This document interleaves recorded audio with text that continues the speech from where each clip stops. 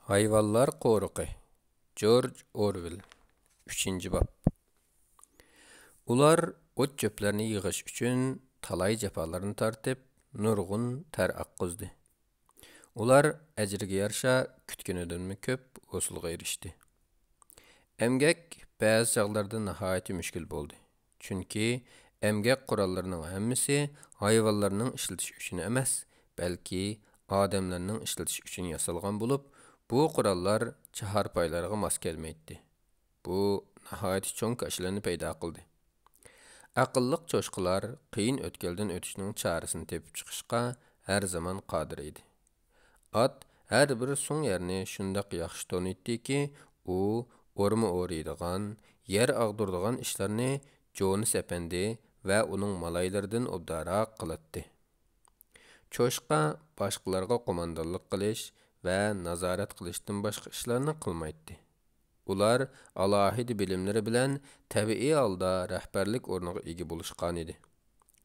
Bokser bilen Clover ot uruş maşinisi ve söyremlerini söyreş bilen bent idi. İlgirki oqşamaydıgını ular yügen çolurdan qutulgan idi. Ular becirim qadamları bilen sol elip baratdı. Bir çoşqa ularga ägişip minip, "Çoh, yoldaş, gayret qil." Yaki, "O, keynige yoldaş," dep komanda beretdi. Her qandaq hayvan çoğun kichik boluşundan qat'i nazar, uruş ve yığış işlariga qatnaşatdı. Toxu, ördeklermi qızıq aptapta pişip yürüp ot çöplerini teretdi. Şundaq qilib, orma Jones efendilerinin sürütüden 2 gün baldur ayaqlaşqan boldu. Onun üstüge bu qoruq tarixideki en mol usulluk bir yıl boldu. Bu qitim qılçı ısrapçılık bolmadı deyişki bolatdı. Toxu ördeklerinin ötkür közleri bir dal xasnımı neri beri qılmadı. Hiç kim birer kapam nersiga köz salmadı. Qoruq işleri yaz boyu şundaq iditlik boldu. Bəxt küçümgen hayvanlar küllerinin bu kadar xuşal ötediğanlıqını burun tasavvur qılıp bakmağan idi. Her bir kapam açlıq bexil xojayının iltifatıdan emas, özlerinin halal əmgikidin kelgen bolğaçqa nahayeti lezzetlik idi. Parazitlar yoxtulğandın keyin her bir hayvanga tekken yemek mu köp boldu. Hayvanlar digendek masışıp ketelmegen bolsumu, amma ularning aram aladigan çağlarmı köpeydi. Ular nurgun müşaqqatlarga yo'liqdi. Masalan, yil oxiridagi dan ayrışta, firmada birermi dan ayrıqçı bolmağaçqa, başaqni dessep püylep dan ayrışıq toğru keldi. Qandaqlı bolmusun, ataman çoşqılar parastiga, boksör özünün acayip küçüge taynıp, qiyinçılıqlarını yengdi. Boksör özünün əmgəkçallıqı bilen başqalarının örümtik sazavar idi. Jonas Efendi bar çağda u japadan qorqmay işlegen bolsa, əmdilikdə u 3 atның işini qıldıgan bulup ketken idi. Bəzide qoruqdaki həmmi iş digüdək boksörның yelkisiga yükülünüp qalgandek bulup ketetdi. U səhərdən şamğıcı ittiretdi, söre etdi. Qayerdə japalık iş bolsa, şu yerde ünetdi. U bir xoraz bilen kelişip, özünü başqalardan yarım saat burun uyg'otib qo'yishni o'tindi.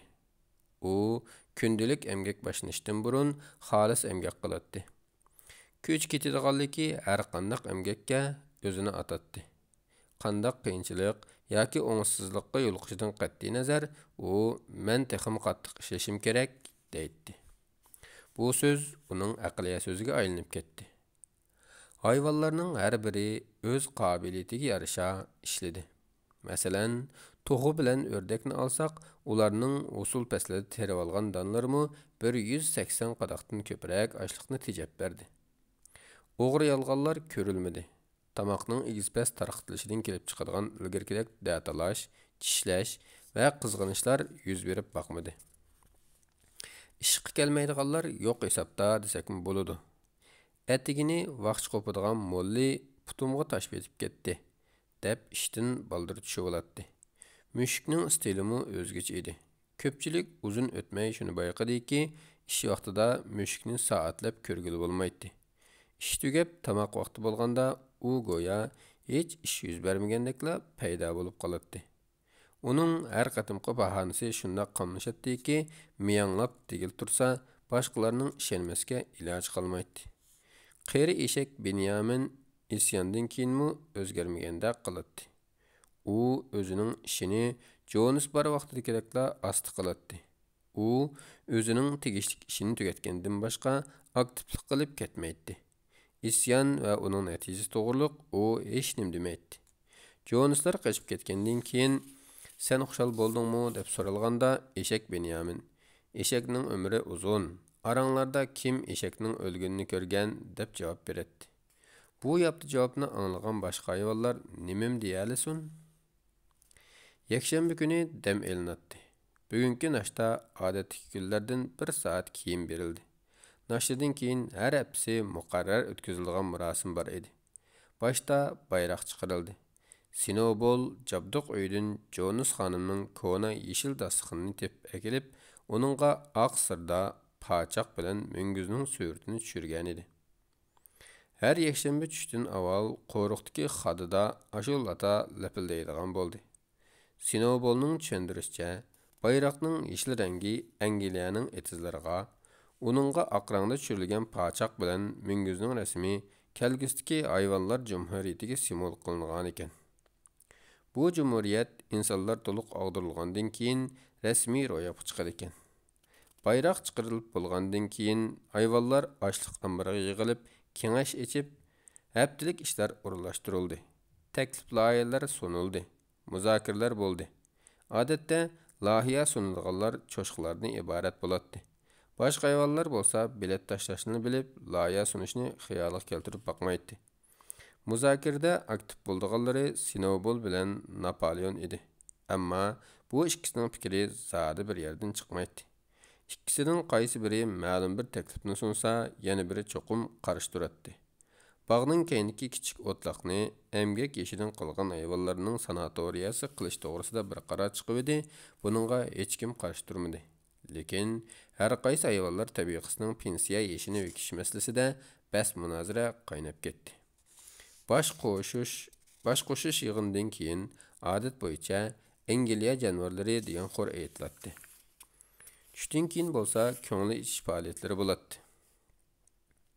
Cho'shqilar Jabduq uyini bo'shatib, uni o'zining qo'mondonlik shtabi qildi. Ular har oqshimi xo'jayinning uyidan elib chiqqan kitoblardan to'mirchilik, yog'ochchilik va boshqa zarur hunarlarni o'rganatdi. Snowball boshqa hayvonlarni o'zi hayvonlar komiteti deb atavalgan tashkilotlarga qatnashtirish bilan aldirash edi. U bu ishda erib charchashni bilmaydi.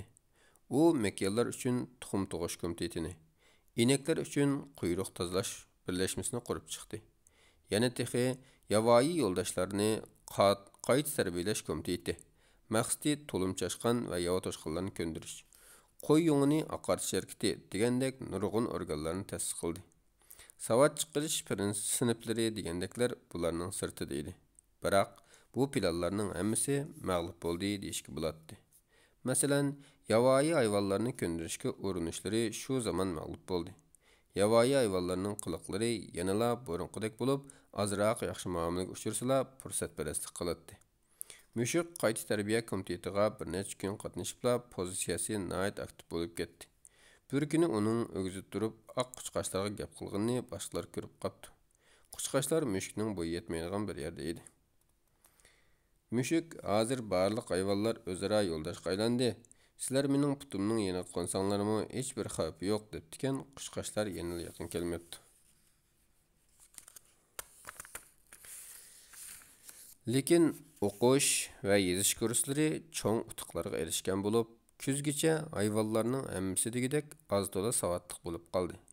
Cho'shqilar bo'lsa mukammal savatliq bo'lib ketgan edi. Itlar obdalla xat to'nib qolgan bo'lsa-mu, 7 mezondan boshqa narsalarni o'qishga tavi yo'q edi. Sog'liq o'chga Morel ba'zi narsalarni itdan yaxshiroq o'qiydi. U kechlari axlatxonadan tepib kelgan gazetlarni boshqalarga o'qib beradi. Eshak Binyaminning o'qish iqtidori cho'shqilardan qilishmaydi. Ammo u bu iqtidorini davomli o'stiray demaydi. Bilishimcha, o'qug'idek tuzuk narsa yo'q, deydi u. Clover әмме әріпlerini tonsumu quraştıra almaydı. Boxer D әрpigiçi yaxşı egilep, davamını zadılı ügünelmedi.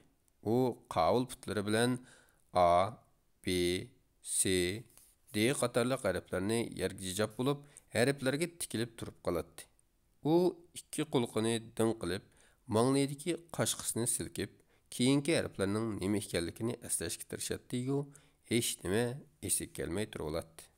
Darvaqa, O, H, J, F, E әріпlerini belib olishga urinib, yodga ilib olgan bolsumu, ammo A, B, C, D әріпlerini unutib ketib yomon bo'ldi. Oxiri u boshdagi 4 әріпni esiching saqlab, pat-pat meshq qilib turish qaroriga keldi.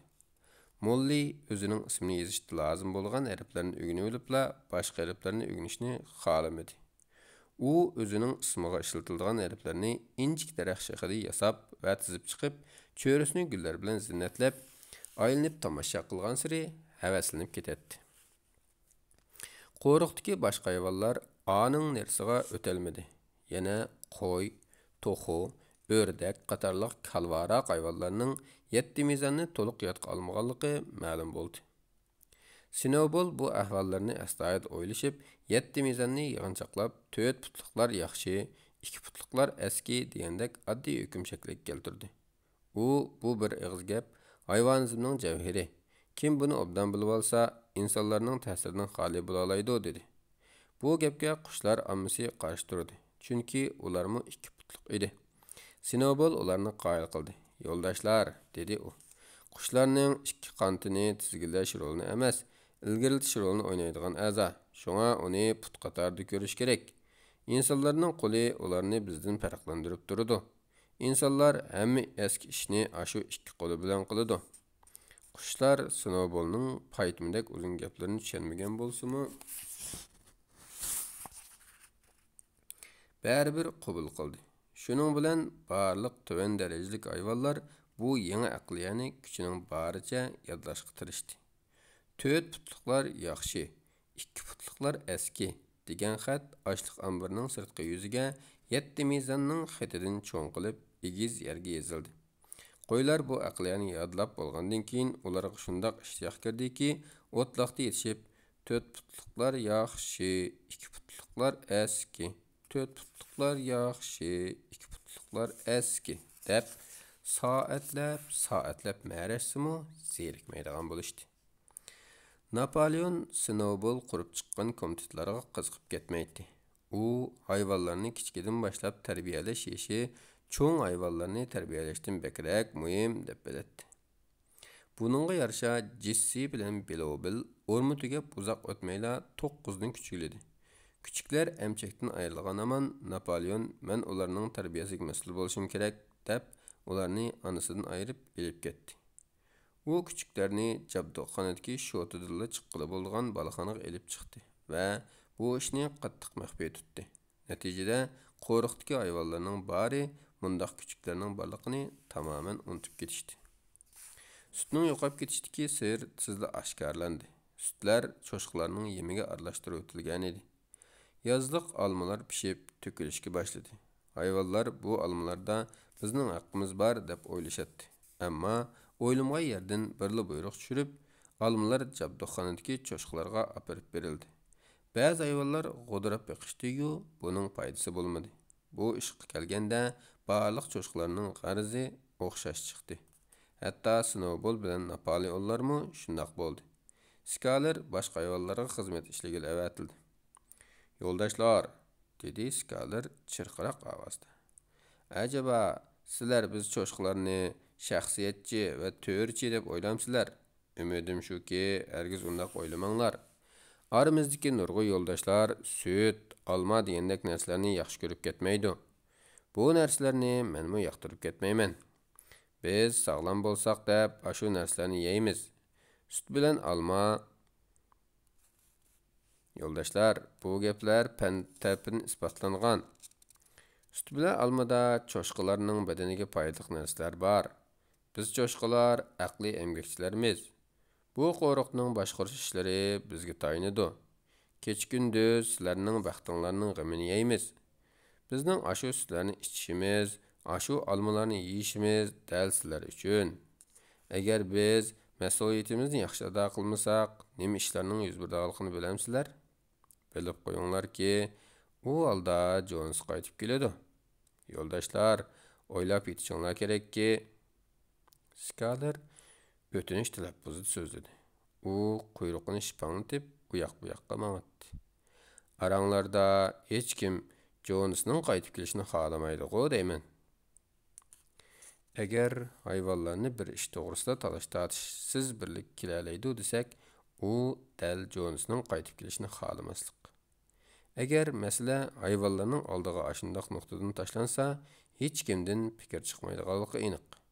Cho'shqilarning o'zlarini asrashning muhimligi hammaga aydin bo'ldi. Shuning bilan ko'pchilikning qo'l-qo'lisi besilib, sut bilan olma cho'shqilarga tegil bo'ldi.